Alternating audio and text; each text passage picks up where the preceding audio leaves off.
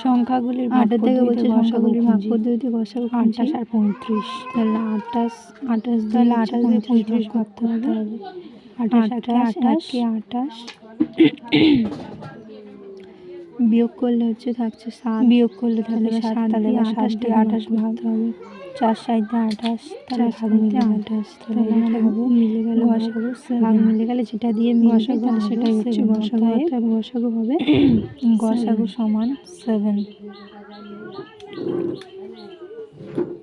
বিটটা বলছে 54 আর 72, বিয়ের দাগেরটা বলছে 54 আর 72, তাহলে 54 দিয়ে 72 ভাগ করতে হবে। প্রথমে গুণ করে দেখে নেবো, 54 দুগুণ করতে হবে।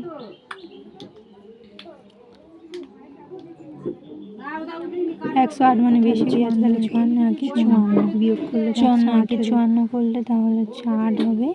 বিয়োগ দিয়ে 18 দিয়ে 54 ভাগ করতে হবে। 3 18, 54, তাহলে ভাগ মিলে গেল। অর্থাৎ গসাগু হবে, অর্থাৎ গসাগু সমান হচ্ছে 18। যেহেতু যেটা ভাগ করলে উত্তর মিলে যাবে সেটা হচ্ছে গসাগু। তাহলে সিটটা কি বলছে? দাগেরটা বলছে সিটটা 27, সিটটা হচ্ছে 27 করতে হবে।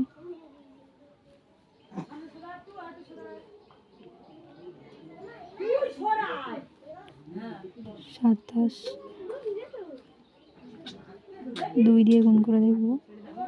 7 2 14, 4 হাতে 1, 2 2 4 একে 5, 27 দিয়ে 3 গুণ করবো, 3 7 30 হাতে 2, 6 দিয়ে 8 হবে। এটা একটু ভুল হয়ে গেল, তাহলে 27 2 খাতে হবে 54, বিয়োগ করলে হচ্ছে 9 হবে। 9 দিয়ে 27 ভাগ করতে হবে, তাহলে 3 9 27 ভাগ মিলে গেল। তাহলে এখানে গসাগু হবে 9। অতএব গসাগু সমান 7, গসাগু সমান হবে 9।